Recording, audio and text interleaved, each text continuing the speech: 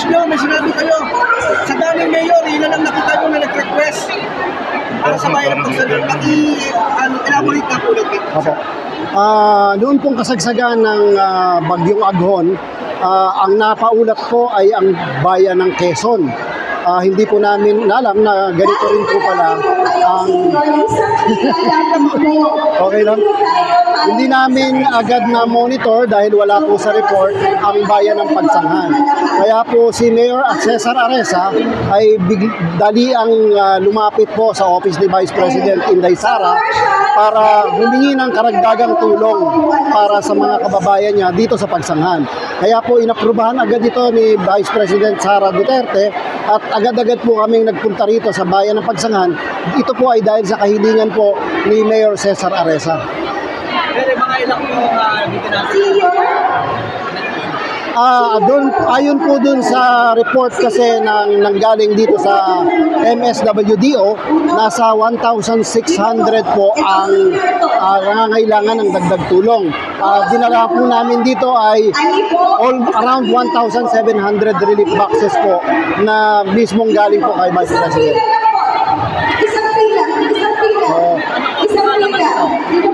Ito po ay ang mga pangunahing pangangailangan ng mga nasa evacuation kadalasan at yung mga nagiging biktima ng baha. Ang mga laman po nito ay kumot, banig, kulambo, hygiene kit, yung pong mga sanitary needs po ng ating mga kababaihan, tsinelas, face mask at saka yung collapsible water container po para meron tayong malinis na lalagyan pag stock ng mga tubig. Masasabi niyo hindi alam mo yung Vice President, pero dahil nag-request ka lang, magbibigyan ka. So, alam po ninyo, ang buong tanggapan po ni Vice President Sara ay hindi po karamihan. Maliit lang po ang tanggapan ng Office of the Vice President.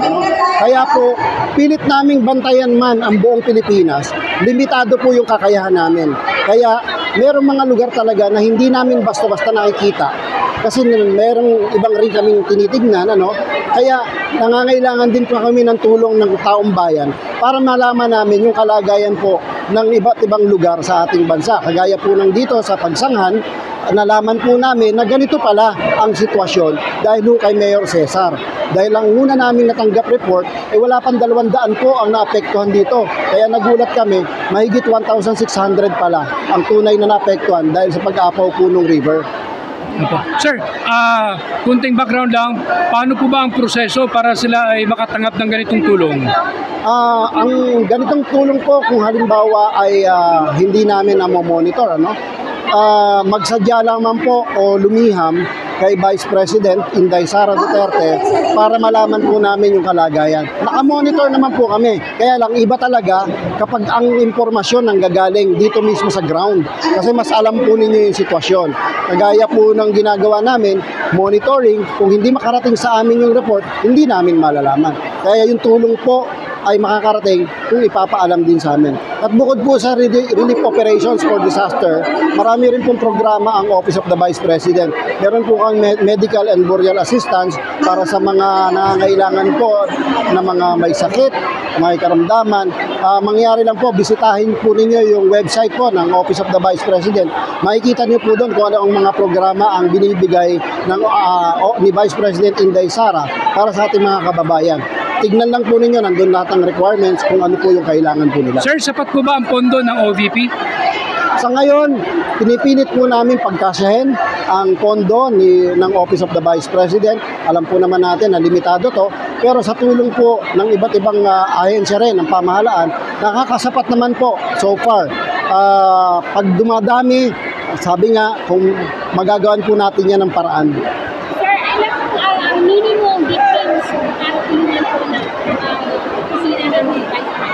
Kung ang pag-uusapan po natin ay disaster operations, kailangan po natin makagkaroon ng at least 200 families. Kasi po, kaya tayo naglagay ng minimum dahil meron po tayong tinatawag na operational expense. Kailangan mas mataas po yung value nung ipinamimigay natin kaysa sa operational expense. Baka mas mahal pa yung gastos pagpunta kaysa doon sa ibibigay. Hindi naman maganda po yun.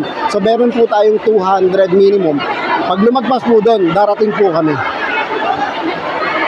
Sir, ilang bayan po rito sa Laguna ang nabigyan ng ganitong Sa ngayon po, ang pinakauna po ay ang pagsanghan.